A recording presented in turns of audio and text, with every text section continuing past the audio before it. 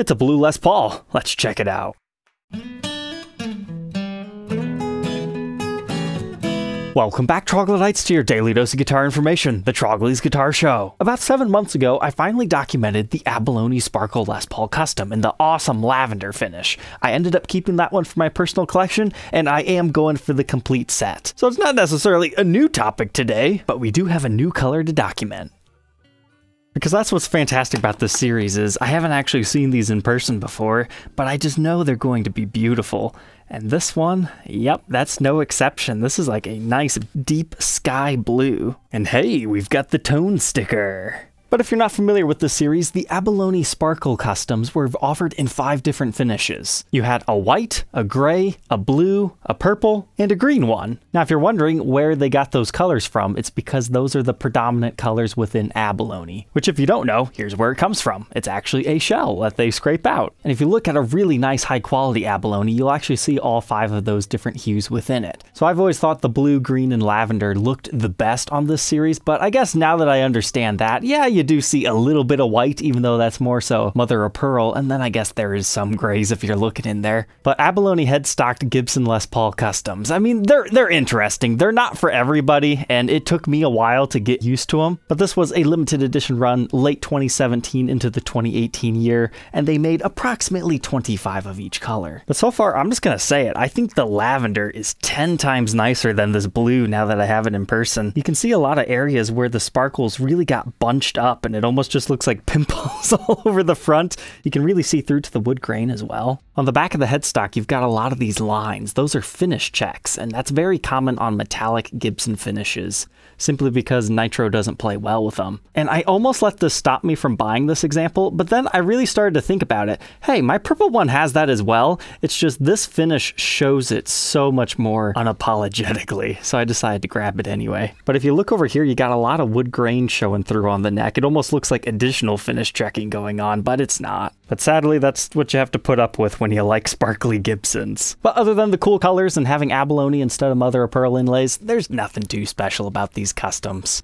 They are just regularly spec'd with long neck tenon. You've got your regular 490R, 498T pickup set, and the original retail value of these was $4,999. So whenever one of these shows up for about $4 grand, I tend to pick it up for my collection, because they do certainly look awesome as a set. So just 3 colors left. So let's go ahead and throw this blue one on the workbench to take a look at its parts and specs.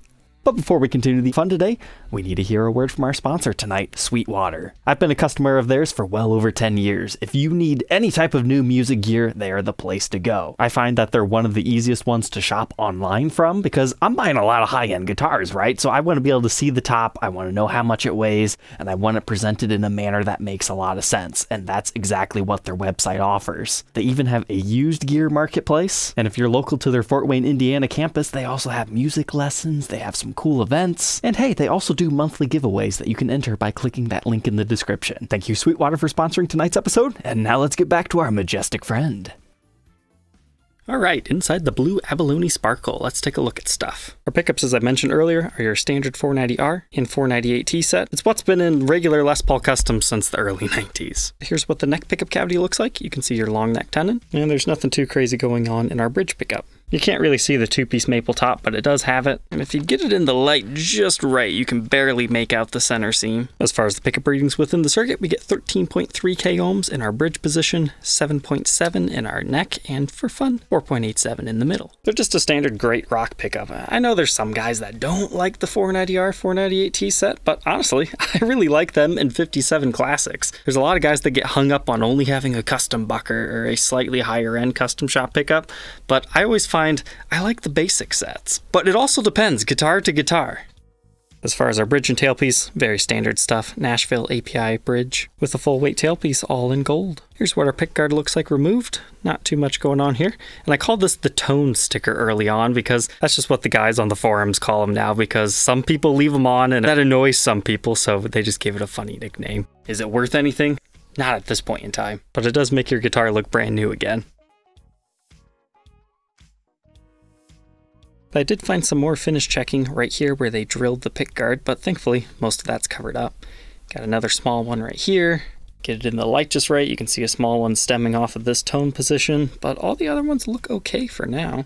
and the top appears to be clear and free from that. But according to the spec sheet, the mahogany body does have weight relief. It's just the 9-hole style, which is what most regular custom shop customs have. But moving on from the body, let's check out our neck. It's a standard mahogany neck, and pretty much the only objectable spec on these guys, for most people outside of the abalone, is the rich light fretboard. You either like it or you don't.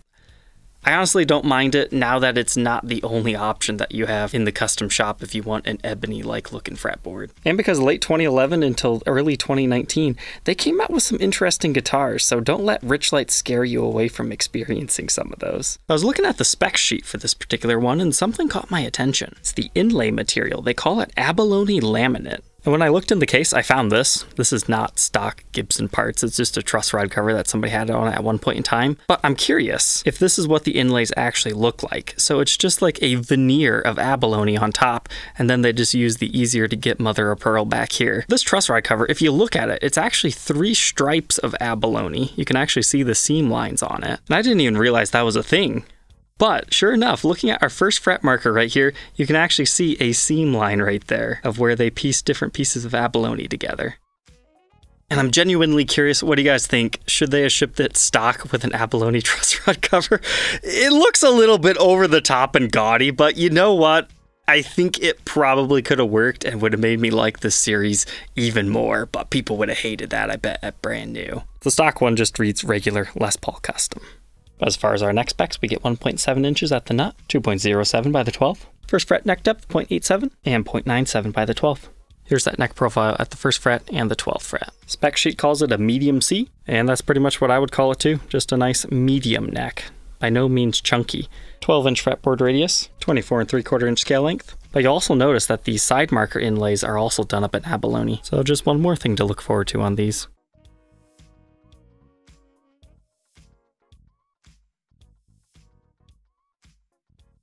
Truss rod's in perfect condition, was set properly from the factory, and here you go, you get the abalone on the Gibson logo.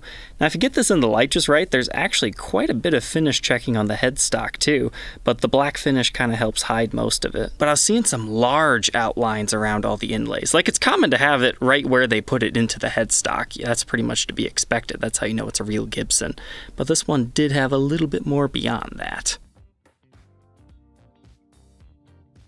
Moving on to the backside here, nothing too crazy, but I feel like you can see the whole black dot phenomenon on the back a little bit better. Again, it's one of those things you probably have to see in person. It just looks like the flakes are a little bit larger in this one, and the finish doesn't quite twinkle as much as that light lavender. And also those dots I'm talking about, they're slightly raised on this example, like you can just barely feel them. My last one wasn't quite like that. So this is still an awesome guitar, right? But ultimately, I still prefer that lavender one. But my lavender one, I had to restore back to original. So as far as my series is concerned, this is the first time we've seen an untouched factory original cavity here. Just looks like your regular Gibson branded pots and ceramic capacitors. We've got the thin binding in the cutaway. We had talked about the finish checking where the heel meets the body. But the craftsmanship of this particular one is relatively poor. I'll show you guys that here a little bit more after we take a look at these sides. So first thing I noticed is you actually have finish right here on the binding underneath the clear coat. They should have cleaned that up a little bit more before they did that. But it looks like they either over masked or over scraped because you're missing a little bit of finish right here and you can see the bare mahogany. It's really only noticeable in like this area though. And then if you look right here, I don't think Gibson normally does that, but there's like a little wedge piece of binding that was cut in there in the shape of a right angled triangle. So it's like they just ran out of binding material and had to splice something in there. I only noticed that because I saw this though. So I guess I'll have to take a closer look at the Gibsons that we document. You can also see a very distinct line where the binding stops and the body actually begins. Now sometimes you'll see a finish check line form, but this one, it's just a witness line like all over this. The only part that had been replaced on this was the strap buttons, but I restored them to Gibson original style.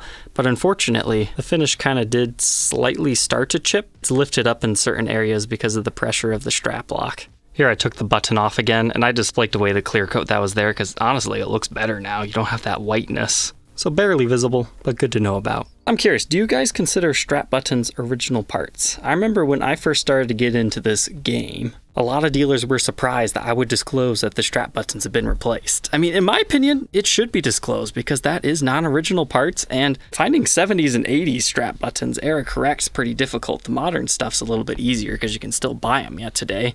But strap locks are generally larger, so you're technically making the hole larger, which makes these strap buttons a little bit less secure. So I feel it should be accurately disclosed to whoever's buying your guitar.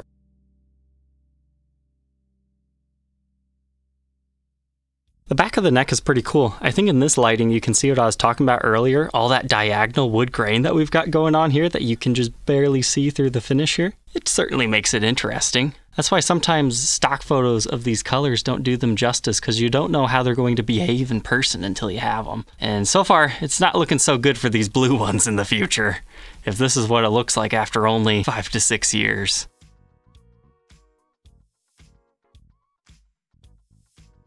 This one has regular Grovers. My last one had locking ones because somebody had upgraded it, but this one is also a 2017 example. So now I've got one from each year, but this was just a 2018 model year guitar, because as you can tell, that was a pretty late serial number. They had to make them in 2017 to be able to sell in 2018.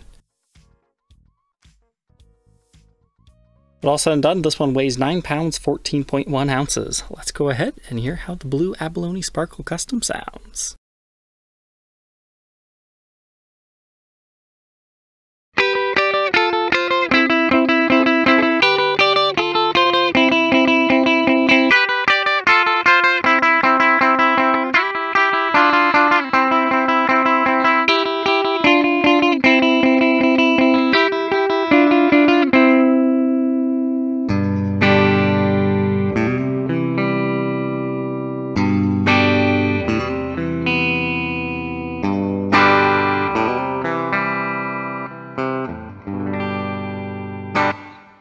Alright, so far I'm really digging these clean tones.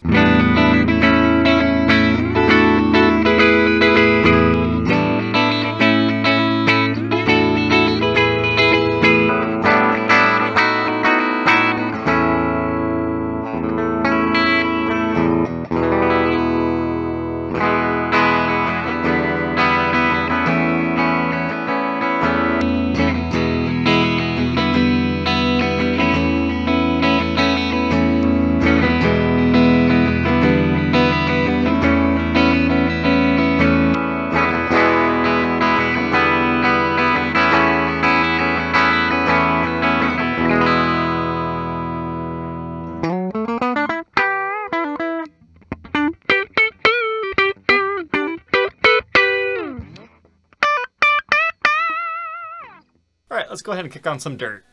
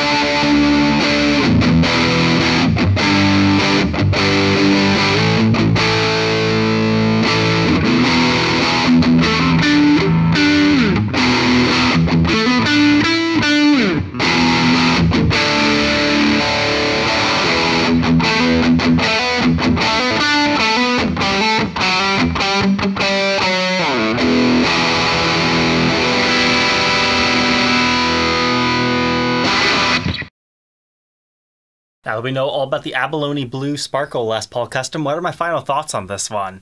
It wasn't love at first sight like it was with the Lavender one, but this one's definitely grown on me. It's maybe even a little bit more of a player than that last one. It's just this finish wasn't quite exactly the same as what I was expecting, but I'm very happy that I have it at the same time because I do want the complete set of these colors just because I think it's a great way to introduce abalone, like have a section in the museum. It's like, what is abalone? Well, look at these 5. It captures the main colors that you will see in here. At least that's the plan. So would I suggest picking one of these up if you see it?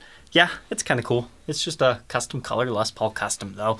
You can buy one of these off the shelf in many different finishes from the mod collection, demo shop. It's not necessarily anything special outside of the color and your fancy inlays. Alright, Troglodytes, I hope you enjoyed tonight's episode. Don't forget to like, comment, and subscribe, and we'll catch you tomorrow on the next one. Take care.